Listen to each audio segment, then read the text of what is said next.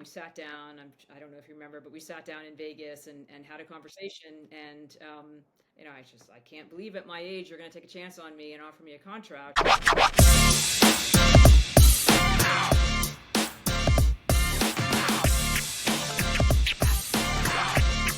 This podcast is intended solely for educational and discussion purposes. The content shared within this program is not meant to embarrass, criticize, or humiliate any official, coach, team, conference, or fan.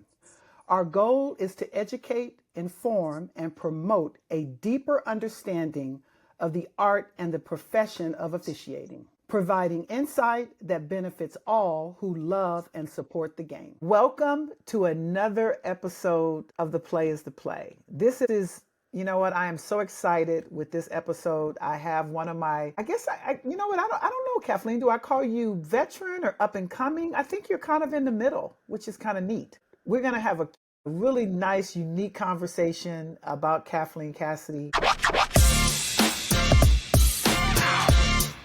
I think your story is great. I think it's great for officials to get a chance to hear that everybody's story is different. And it's about opportunity. It's about growth. It's about taking advantage of your opportunities when you know the opportunity presents itself. And I think what's unique about you is that you came into my staff during the COVID year when Santa Clara, you know, they had like these stipulations that we had to use referees that were from their county. We couldn't have anybody come in and work Santa Clara games. And so I was able to hire, I think it was 8 of you guys, 6 or 8 of you guys that I hired. And at the time, I only hired you guys for the 1 year.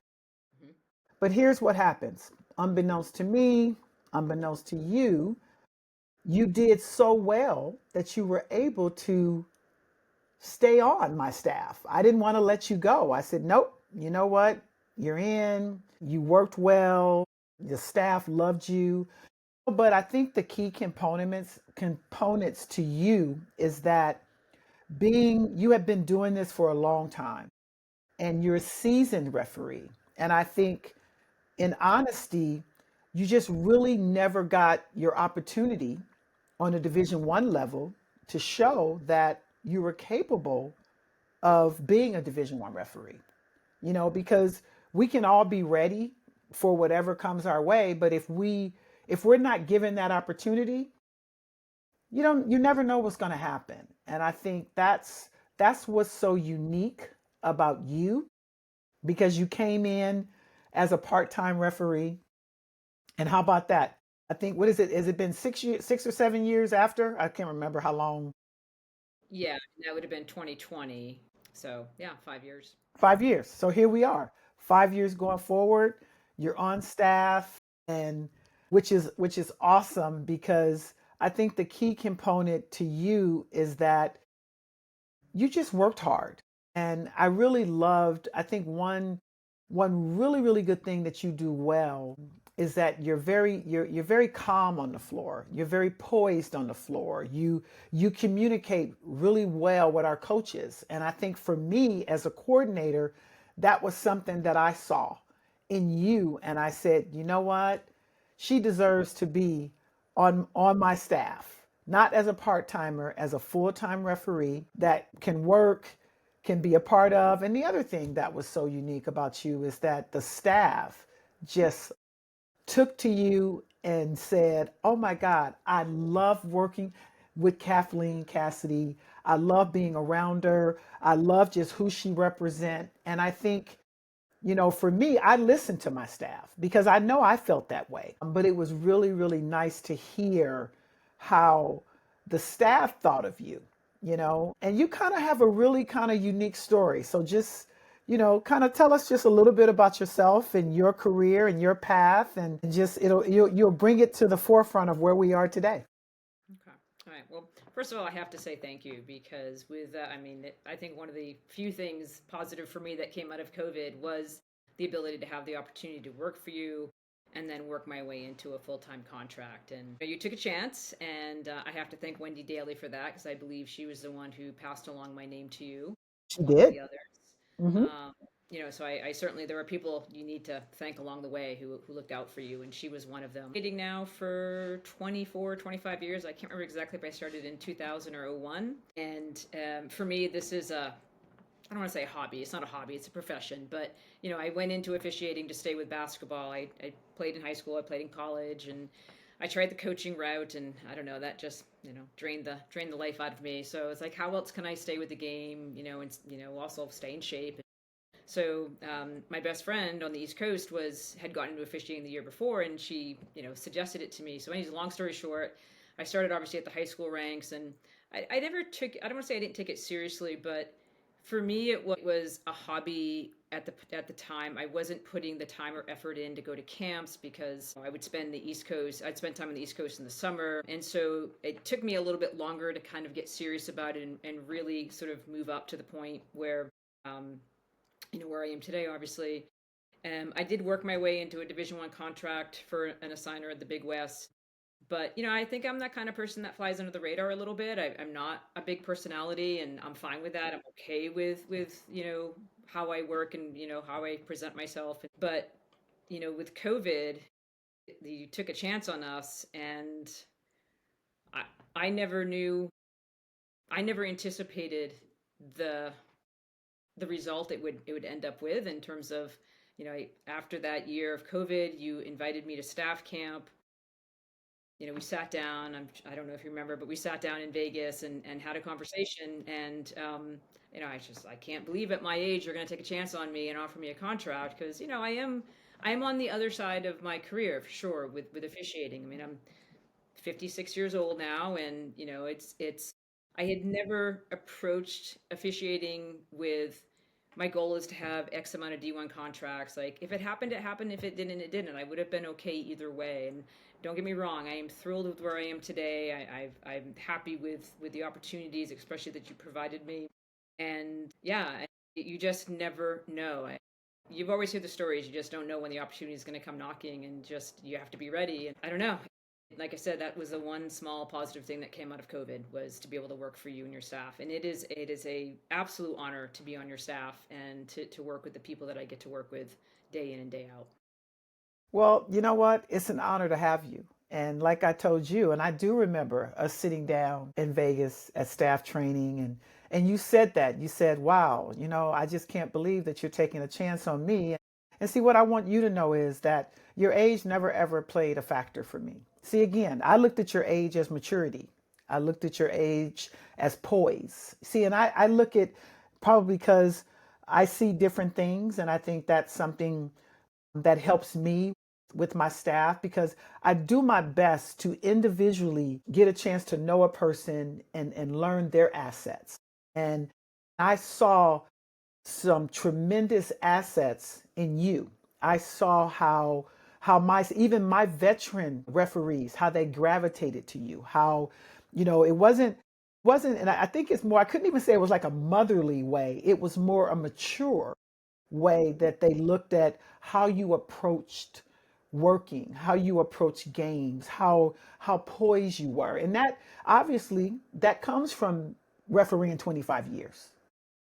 That it was just that you hadn't had you hadn't been receiving your chances on the Division 1 level. I mean a little bit, like you said, you got hired in the Big West, but just having that opportunity to receive a big time schedule where you're working 30, 40, 50 Division 1 games is totally different than working just for one league. And I think for me, when I see a referee and that I just know that they're a great person, they have their character is top notch, they work hard, they're dedicated, they're an amazing person. That's not even taking a chance, that's an automatic. And looking at you, like I said, your age never played a factor. You always came in looking very physically fit. And see, that plays a huge part too, because when you're physically fit, no one cares how old you are. I'm with you. I'm 61, but I make sure that I'm looking the part, I feel the part, I work hard, I take care of myself. What that number is really doesn't play a factor. And we already know that, yeah, we all, it comes into play, but not when you take care of yourself and you know that you're still able to give a game that you love Hmm. 100% or 150%, whatever it might be. That's what I saw in you. So, it was when I thought about, I was so funny. I thought about this morning and I was thinking about you, and I was thinking about the podcast, and I said, wow, what a great story, because I'm sure a lot of our staff and a lot of people are throughout the country, this story will help them, because you can think that your career is at a standstill, that you're only going to get to a certain point. And that may be true, but sometimes you run across the right coordinator, the right supervisor that sees you, or in your case, COVID, yay, gave you an opportunity. And literally, when I was watching you work during that season, I knew before I even told you. I said, "Oh no, she's going to be on my staff. She's not going to be just a part-time, because you guys were only working Santa Clara when I first hired you. And then the next year when I brought you in to all of my leagues. It wasn't like I said, "Oh no, you know what, Kathleen, you could only work the WCC, or the Big Sky or the Big West." I'm like, "No, no, no, no. You know what? This woman can flat out referee, manage a game, work with anybody on my staff." There's another great trait that plays a huge part in anyone's career, and you not every referee has those qualities. Some referees headbutt with people. They're not comfortable working with this person, or this person is, they're not comfortable over here. But what I found with you was that you had no issues working with anybody, any crew, any person. It didn't matter. And every time after the game, they would call me. They go, "Oh my God, where did you find Kathleen Kassidy?" I said, "I have to thank Wendy Daly, like you said, because Wendy was someone that I called when I needed some Bay Area officials." And then that was the other need. See, again, you didn't even know this was when I brought you guys on, I think I only had 3 Bay Area officials on my staff. I think it was Lorena, Alex DJ, Moreno, and DJ. DJ, yeah. And I needed some Bay Area referees, because we have so many schools up there within the 5 leagues. So you talk about opportunity. There it is again. And see, and I think this is what our viewers and young officials, or just officials, period. I can't say young. They need to hear these type of stories, because sometimes we're in our own way. Sometimes it's not about that you're not capable. It's not about you're not talented. It can just be about sometimes not receiving the opportunity. But to receive the opportunity, you still have to put in the preparation, be prepared, be dedicated, have that work ethic to go out and do the job. And that's what I saw in you. I clearly was like, you know what? I need to have Kathleen Kassidy on my staff. And it's a joy. I love watching you. I love the interactions. I love people, how our referees just gravitate to you. And don't get me wrong, I think your age is probably a good factor for you, because I won't necessarily say that you have this motherly way about you. I think it's more of a maturity that I think you can actually help our lesser experienced officials navigate through some areas that they've never experienced before. And I think for you, that's where you took advantage of the opportunity, and literally, and I was thinking to myself, I said, well, I wonder, I would put you in games, and it got to a point where it didn't really matter what game. I said, oh no, no, you know what? Kathleen got it. It was a piece of cake. And whether it was a tough game or easy game, it really didn't matter. You could go out, you could work with anybody, and you could just be a solid, good referee. And that's what I saw. So the age never even played a factor for me. I really didn't care. But I think the other key component with you is that not only you're a good referee, but you have done so well with how coaches view you, how our staff views you, that how about you? And I'll let you tell it. You had something, this past year that I think you said to me that you never ever thought that this would ever happen. And what might that be? I'm assuming you're talking about the UNLV game. Yeah. Well, Yeah. yeah, well, the UNLV game, but also the opportunity for you with working postseason. Oh, that. Yeah, yeah, yeah. Okay. Yeah, which is really, really huge. But you can talk about both, and I don't disagree. But just having that postseason opportunity because you went, I'm what? You were like, are you kidding me? I go, no, Yeah. I'm not. Yeah. Yeah. I was. Yeah. I mean, I never mind having the Division 1 schedule I have now. That is just amazing. I never anticipated or expected this. I never in my wildest dreams thought I would ever do a Division 1 playoff game. Like, it just, it's. I know that we're supposed to, as officials, have goals and whatever. I'm also a very realistic person and understand sort of who I am and what I am. And if like I said, if it happened, it happened. If it didn't, it didn't. I am absolutely happy and satisfied with where I am. But to receive that message from you, I think it came by text message. I mean, I almost dropped the phone and passed out. I was like, you must be right. You must be texting the wrong Kathleen. Like, there must be somebody else in your staff you meant to text because it can't be me.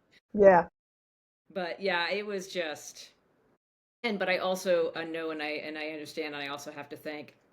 I know there are two specific people who are looking out for me. I know that Bob and Tyler, who I worked with in the game, I've never confirmed this with them, but I'm pretty sure that they put in a pretty good word for me, and and that's how I ended up on that crew. And so, it's, as you said, you have to take the opportunity when you have it and just do what you can with it. But it never hurts to have people in your corner, and those are two gentlemen who I have thoroughly enjoyed working with all the time, and it's been a pleasure, and it's nice to have people who go to bat for you. And I cannot say enough about how much I enjoyed that experience, how much I learned from it. Uh, from being on the floor and to being an alternate at the table is a whole different experience, which right. also it has its own benefits, and just seeing crews work. And I don't know, it just I I hope I do good enough this year to get back there, because it was just an incredible experience. Yeah. Well, you know what? How about this? All you have to do is more of the same, and you're right. You do have very supportive members of our staff that speak up, and that's really what I love about our staff. And referees don't really realize that those are those are areas in which you want to strive to get to, because your colleagues, especially the ones that are veterans, the ones that are leaders, you want them to speak up for you, and they did that. Obviously, I think the other thing for me is that I just watch so much, and I pay attention and attended your games and watched you on video, and I just really admired personally how poised you were with dealing with coaches. A coach could be, you would go over and just listen, and with that very mild mannered personality of yours, and you would respond, and they would just nod and walk away. I said, she did it again. And again, you those are positives, because not knowing what you said, I think maybe a couple of times I think I would ask you, what did you say to him? Because it just calmed him down, which probably for you, being a good listener, not being defensive, being approachable, being just humble in the way that you carry yourself, because that plays a real huge part in how people perceive you, and I just believe that was another reason why it was a very easy decision for me to say, you know what, Kathleen deserves to be in a conference tournament. And not even knowing, here's what's great. When you told me that just bubbled my heart, because I didn't do it for that reason. I literally gave you your assignment because you had earned it, because I saw the growth, I saw the respect, I saw how hard you work. You watch video, you study, you self-critique, you're a mentor.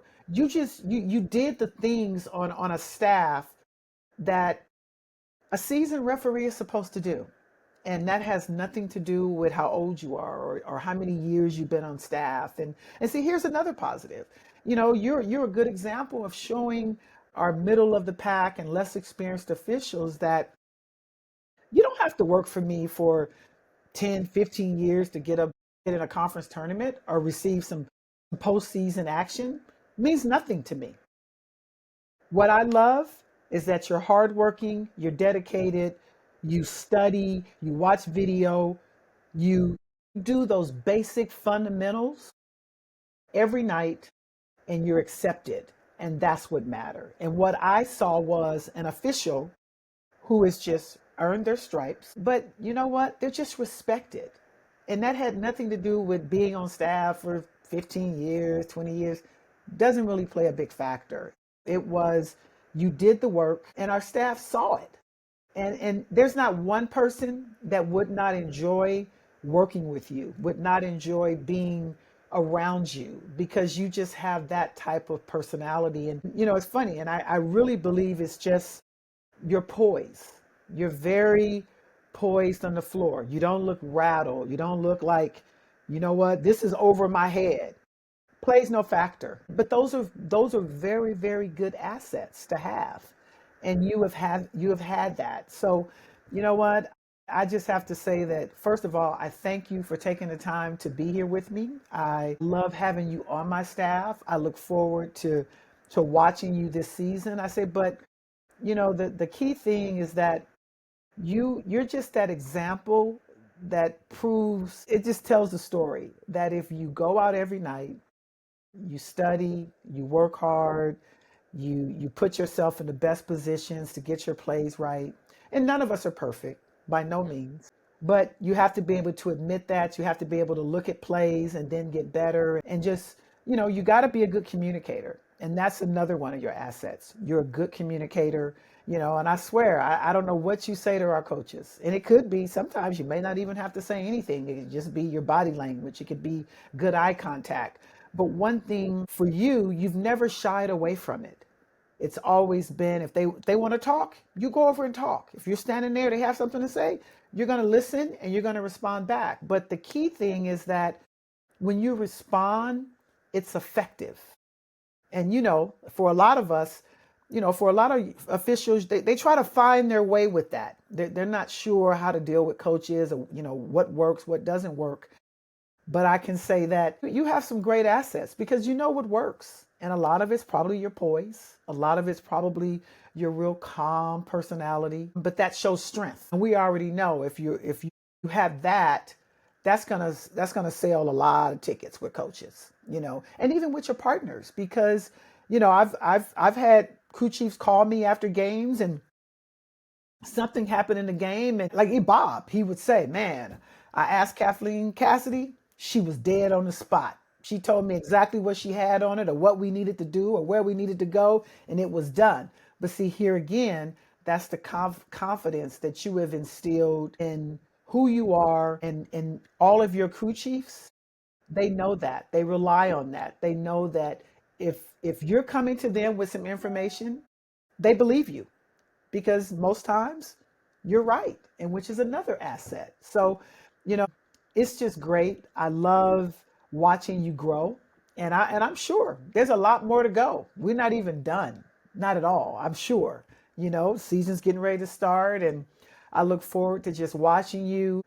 As we navigate through the season. But I just say kudos to you. I really enjoy chatting with you. I enjoy being around you. My staff does. And, I just think that you're a great asset to my staff. You bring, just a different tone and it's probably maturity, which is great because we need it because we are a young staff. So, I look at you as a veteran and mature and you're able to just give some of our less experienced officials a different perspective in a good way. So I thank you for that. And now, you know what? That was our keeping it real segment. But now we go get into our nitty gritty, and this is the play is the play segment. And I think you actually sent me a play, so I'll have you tee up the play and just kind of give me a synopsis of what we're looking at, and then we'll run it. And yep, here's the play already on our screen, and you just kind of fill me in. I see you're in the fourth period, 8:09. And what do we got? So this was a pretty, the score doesn't reflect it, but it actually was a pretty competitive game. You know, Gonzaga is typically one of the top teams in the WCC, and San Francisco is coming off some injuries. They had just lost their top two or three players, one to a concussion, one to a blown ACL. Like, so they were, I mean, we pregame this and was like, God, not sure how USF is going to have a chance, but they just completely came out and blew the doors off Gonzaga with, I mean, they shot the lights out. But I'm in the C in this particular play. The trail is on the ball, and I don't have a whole lot going on in my area currently. I mean, I've got a couple matchups, but nothing real competitive. You know, the lead is in close down, and the ball is about to swing over to my side, and the lead will come over. Okay. So now I'm on ball, pick it up. It's not close to guard, but now it goes into the corner, and I'm still like the lead is currently transitioning over. So I'm on ball, and you can see how much I turn my head. Yeah, I So I got it. completely miss this next thing that's right in front of me. Yeah, this push to the screen. And, you know, God love Tyler because, you know, and I think that one of the reasons I chose this play, number one, is because I totally messed it up. And number two is I think it's just speaks to how important it is for the lead to come over sooner rather than later. Because honestly, had he not come over, I mean, I think he's a strong enough referee. He could have called this from the close down spot on the other side, but I think it's much Correct. more believable and, you know, appropriate for it to come on that side of the court when he rotates over. But, you know, for me, I have to learn from this play that you got to widen your peripheral vision. Like I don't even understand how I missed it, but I missed it because I Well, was you know so what? I do. And here's the deal. And I don't disagree with you because see what you're telling me is you know that you're good enough to go to the shooter, mhm. but you did exactly what you were supposed to do because right now Tyler is not supposed to go on ball. That's your primary, and that's where he stayed. So to your defense, I know that you didn't like that you had that play that looked like it fell in your lap, that it was yours. Mhm. But looking at the coverage on this play, it wasn't yours. Yeah. And that's hard. It's really really hard for us because when a play is that close to us, we're like, no, we got to get that play. I'm good enough to get that play, and I'm not saying that you're not good enough to get it, but what I am saying is coverage wise, we actually handled this play textbook because the ball gets swung to the corner. That is now your primary area of responsibility, that 3-point shooter. But see, as Tyler's coming over, he can't go out there to the ball first. He actually has to check off.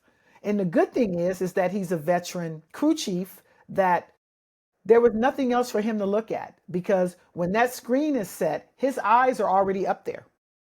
So he doesn't catch this play at the end.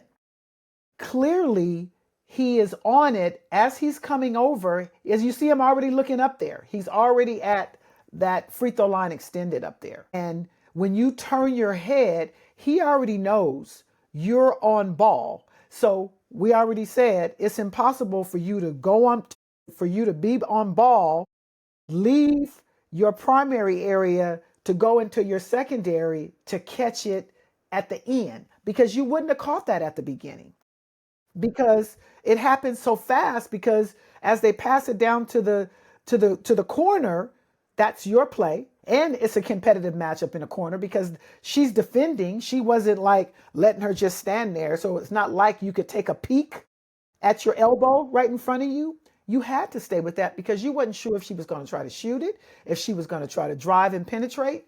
You don't know. So you got to say, I have to stay on it until Tyler now accepts that play at the corner, which for him, he doesn't go there because he knows you're looking at it because he can see that your head is clearly turned to look at the play. He goes to his next competitive matchup, which is the play at the elbow. If am I correct? Is that where he goes? Yeah, yes. Yeah, he goes to the push through the screen. So, He goes to the push through the screen. Yep, there you go. And then when you look at our trail coming down, let's kind of take it back from the top. Here we go. So let's look and see if trail could have actually helped as well, which is a little far over, and we tend not to go past that second lane line when you're over there on the weak side. That's kind of like a point of no return. But again, when we're talking coverage, it's always good to look just to see. And now, since we see the end of the play, you see how far it is over there. Even if, I guarantee you, even if our trail had a decent look, I'm not sure if they would go that far because it's so close to you in proximity. And obviously, lead is coming over. That has to be a play that literally can save the game, I think, for our trail to want to go over there and get it. If nobody has a whistle, but the good thing was Tyler, did you feel like he had a little cadence on that play, or did you feel like he blew, he had it from the beginning? well, I knew he had it from the beginning just because it's Tyler, but I also feel like he sort of gave me a heartbeat or two to kind of make the call, but I mean, it came up right away. So, I mean, it's an obvious foul that had to be called, and obviously no one's complaining about this, but he already has his fists up and she's on the ground. So, Right, I right. think I think he knew I did not have it. There was Oh no. no. And you know what? You know why he knew that though? Because see, we're looking at coverage, we're watching body language, we're watching the eyes of our partners because as he's coming over and he sees your head turn to go right to the player outside the arc down in the corner with the ball because that's where you're supposed to go. He hadn't picked her up yet because he hadn't completed his rotation. So as soon as he now completes his rotation, but as he's walking over, he's doing his checkoff list. And as he's going through the checkoff list, he can now see that extending up toward a little bit under that free throw line over there on the weak side, now which becomes the strong side, he don't have any place else to go but there. And that's where coverage wise we actually get the play right by textbook. Now don't get me wrong, I know exactly what you're saying because when you look at the play you go, oh, this is too obvious. I know I got to be able to get this play, and I'm not saying that you won't. And see, here's the good thing and why we have these discussions on plays like this, because this is where when this happens to you again, and you know what, it's going to, because that's why we watch video, that's why we break it down, that's why we have the conversations that we're having, because if for a split second you know that 3-point shooter is not doing anything and the defender is not real competitive, you can peek to see that cutter. You know, you possibly can, but you have to be careful because if the girl in the corner either pump fakes, puts the ball down, you gotta be able to referee the defender. If Mhm. she decides to take a dribble and now go up for the jump shot, you got to get to point of contact because Tyler in the lead still has not accepted, the play on the strong side. So that's why I'm saying by textbook, we get it right. No, I definitely don't disagree with you that instead of having that hard head turn, out of your peripheral, especially when you know that cutter is moving, you can just take a quick peek, because it was right in your lap. And I think that's the part that you go in our guts and our stomach, you go, oh, she falls down right in front of me and I don't have anything. And which is very, very tough to do too. But I'm saying in looking at this, you were dead on as far as coverage. I think the crew did a nice job. I definitely think that even our trail going down the center, did a nice job of looking. And I just don't think that was the play to have her go that far over there. She Yeah. wouldn't, that's a long way to go. You would only go there if you saved the crew. Now, mind you, this is how about let's put this play at the end of the game. Score is, it could be a 2-point game, score is tied, doesn't matter.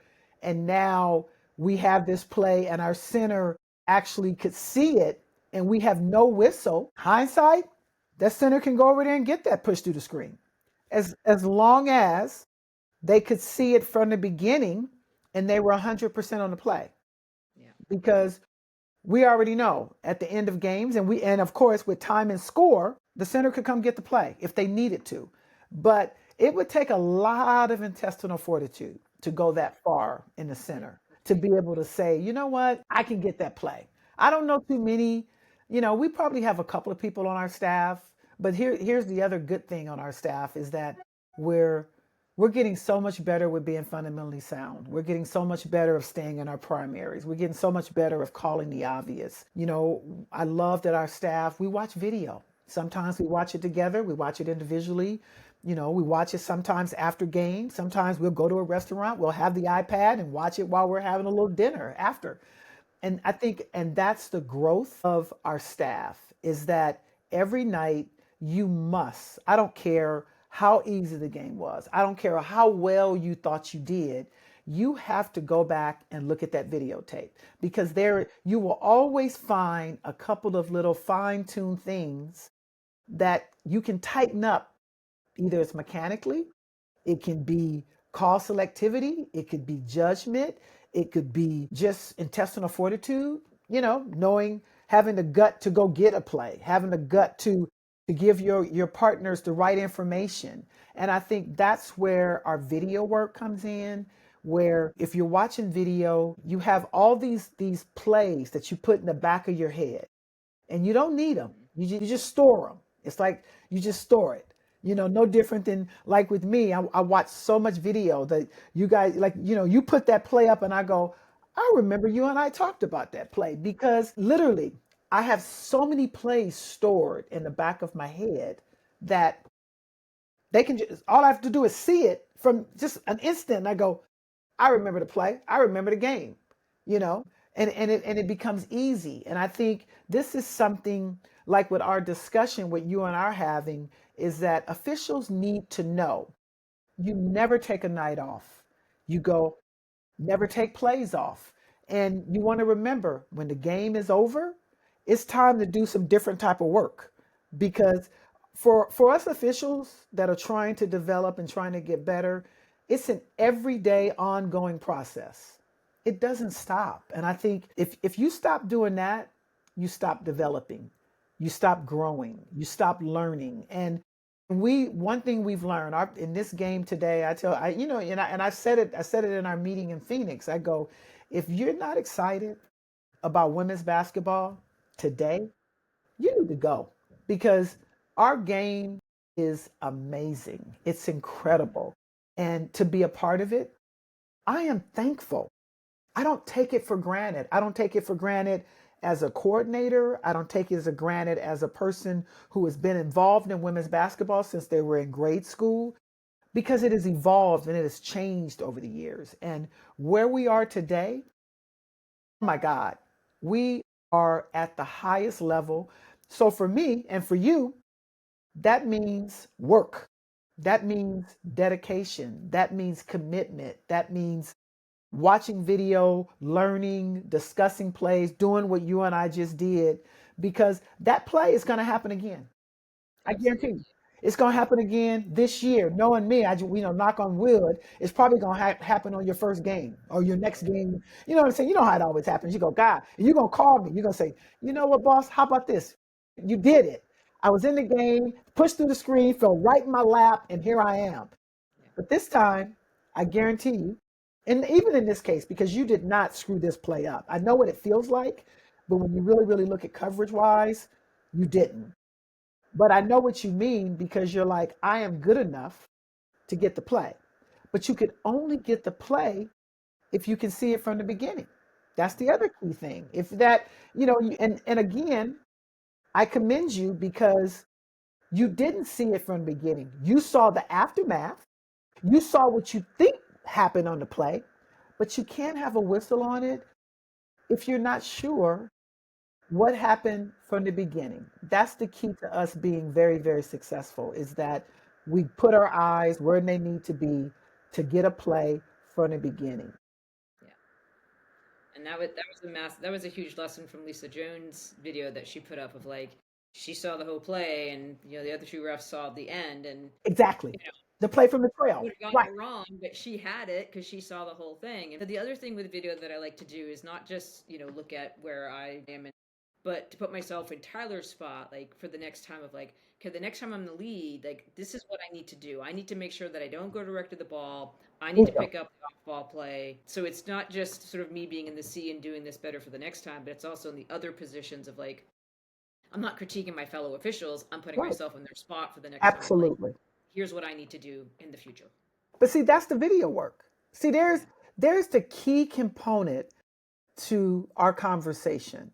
It's that yes, we all want to look at our plays, but we still, like you just said, you could look at the leads positioning. You could look at Lisa's play with that trail positioning because eventually that play is going to happen in your game. And if you've done the video work, if you've done the preparation, you store it, and when you need it, you can just go back and get it. You know what I mean? It's easy to go grab it and say, "Aha, that's the play.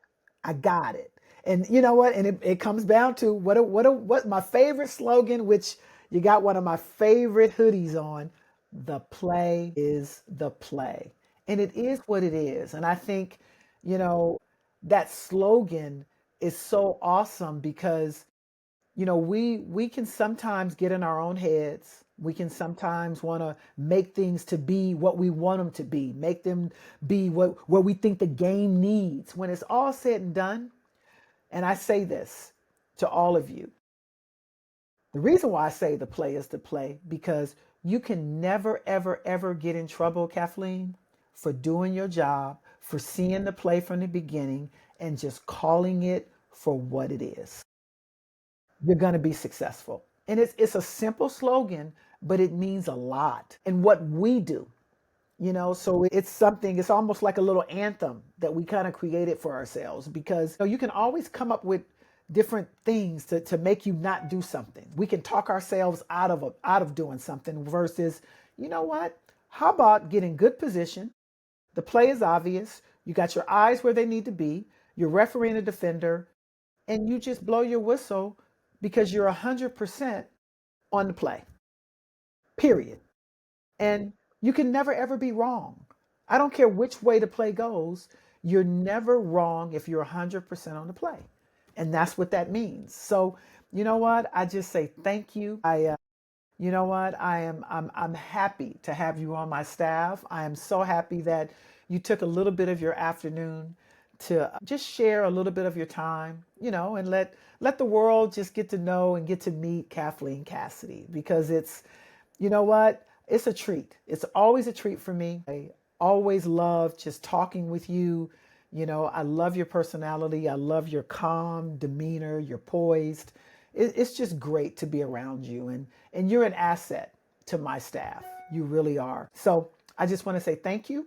I appreciate you. And I look forward to, in the next couple of weeks, I'm sure I'm going to show up at a game and get a chance to watch you and we can chalk talk, or obviously after one of your games, you're going to send me a play and we can still chalk talk. It goes either way, but I just want to say thank you so much for taking the time to spend with me. You know what, team? I just want everybody to realize the play is the play. One thing I can say as we close this out, this kind of like the thought for this theme of our conversation is that you can never ever think that you're not going to receive an opportunity because you really don't know. But it's about preparation, dedication, confidence, having good character, having the intestinal fortitude, and just putting in the work. And I think you exemplify those things. And that was the reason why you received your postseason assignment. It had nothing to do with years of service because whether you're just working 5 years for me, you've been officiating for 24, 25 years. So I already know you're a veteran and you have the experience. So that's never in question. But I commend you and I'm very, very grateful and happy to have you on my staff. And you know what? Don't change a thing. Just keep studying, keep working, remain disciplined, remain dedicated. And I can tell you what, the sky is the limit. It never, ever changes. So I just want everybody to know, remember, the play is the play. And I look forward to seeing everyone for our next episode. And just want to say, peace out.